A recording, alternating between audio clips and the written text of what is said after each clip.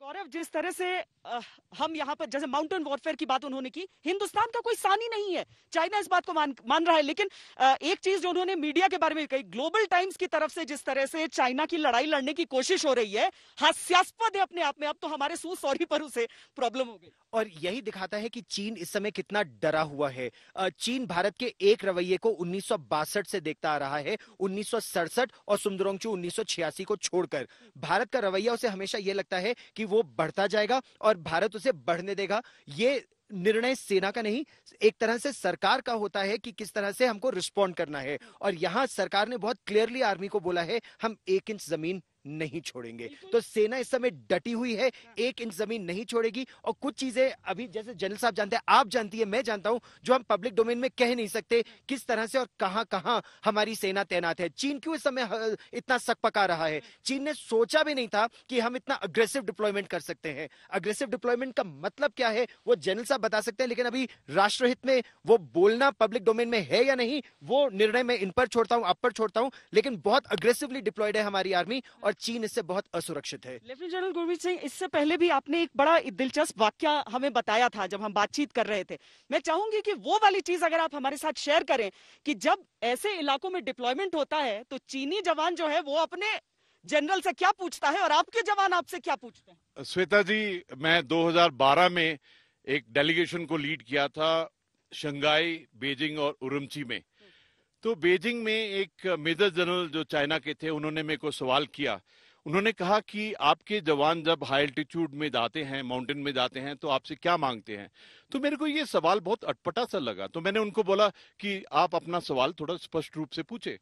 तो उन्होंने कहा कि जो चाइना पीएलए के जवान हैं, वो हाई एल्टीट्यूड में जाने से पहले कहते हैं कि उनको ऑक्सीजन सिलेंडर चाहिए, उनकी बैरक के अंदर में एयर कंडीशनिंग होनी चाहिए। और मेरे को बड़ी हैरानी हुई। तो उन्होंने बोला कि आपके जवान क्या मांगते हैं? तो मैंने उनको बहुत ही साधारण तरीके से बताया। मैंने कहा कि देखिए, जो हमारे भारतीय सेना है वो राष्ट्र और समाज की बहुत बड़ी देन है। हमारे जो जवान हैं वो ट्रेनिंग में विश्वास रखते हैं और एक्लिमेटेशन में विश्वास रखते हैं।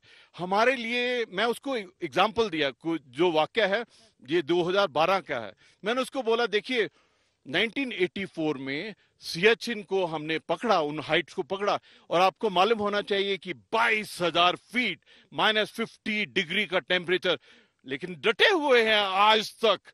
चाहे वो चुनौती मौसम की हो, स्नो की हो, हाइट की हो, ऑक्सीजन की हो, लेकिन डटे हुए हैं। उसके बाद 99 में आपने देखा है कि कारगिल में किस प्रकार पाकिस्तान को एकदम धरती के ऊपर में उनके घुटने टिकवा दिए उनके, और इतने घुटने टिकवाए कि 527 जो मॉडल रिमेन थी वो भी उन्होंने स्वीकार नहीं किया। देखिए, भारत और जो चीन की सेना, इसका कोई तुलना नहीं है। जो चीन है, जो पीएलए है, उनके पास में कम्बैट एक्सपीरियंस बिल्कुल नहीं है। लास्ट लड़ाई लड़ी थी 1967 में, वहां पे भी मार खाई थी। और आपको मालूम है श्वेता जी कि 70% जो पीएलए है वो सिंगल चाइल्ड पॉलिसी की देन है, और वो बिल्कुल एक चॉकलेट सोल्जर की तरह है। ना उन्होंने कभी तकलीफ देखी है, ना ही कष्ट सहन कर सकते हैं। और बड़ी बात यह है कि भारत का जो mountain warfare, high altitude warfare, snow warfare, और सबसे बड़ा बात है कम्बैट एक्सपीरियंस, वो अलग है। अब देखिए, ये इलाके, ऐसे पहाड़ों को आप सोचिए, चंद मिनटों में इसकी ऊंचाइयों पर भारतीय सेना के जो जवान होते हैं वो परचम लहरा देते हैं अपना, ऐसी कठिन परिस्थितियों में। और ये तो कुछ भी नहीं है, अगर हम आपको बताएं, सीधी सीधी खड़ी चढ़ाई, और चढ़ते हुए वहां पर मालूम है ऊपर से गोलियां आ सकती हैं। करगिल का युद्ध आपने कवर किया गौरव, और उस समय भी हमने देखा, उस समय पूरी दुनिया ने देखा। उसके बाद से दुनिया के लोग आते हैं यहां पर सीखने के लिए।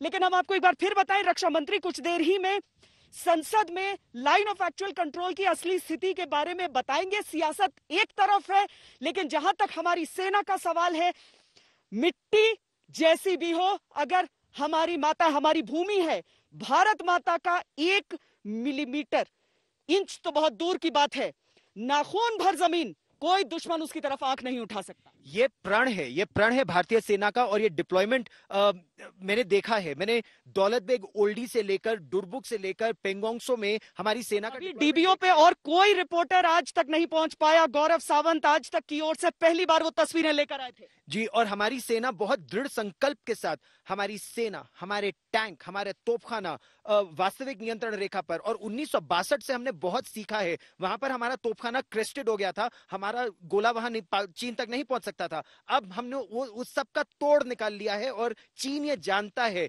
इसीलिए तो जब उसके टैंक आगे बढ़े स्पैंगुर गैप के आगे, उन्होंने देखा कि हमारे टैंक वहां ऑलरेडी है। T-90 भीष्म वहां पर है, उसके हल्के टैंकों के मुताबिक हमारे बड़े टैंक वहां थे, तो वो ठिठक गया वहां पर। लेकिन खतरा इस समय इतना बड़ा है श्वेता कि चीन की सेना अपनी संख्या बढ़ा रही है, वहां परमानेंट डिफेंसेस बना रही है, वहां पर वो ऑप्टिकल फाइबर लेकर रहे हैं, वहां वो अपने एडिशनल टेंट्स बना रहे हैं, परमानेंट अकोमोडेशन बना रहे हैं। नमस्कार, मैं हूं अंजना ओम कश्यप। हमें उम्मीद है ये वीडियो आपको पसंद आया होगा। लेटेस्ट खबरों के लिए यूं ही देखते रहिए आज तक, और इस वीडियो के पसंद आने पर लाइक, शेयर एंड सब्सक्राइब करना ना भूलें।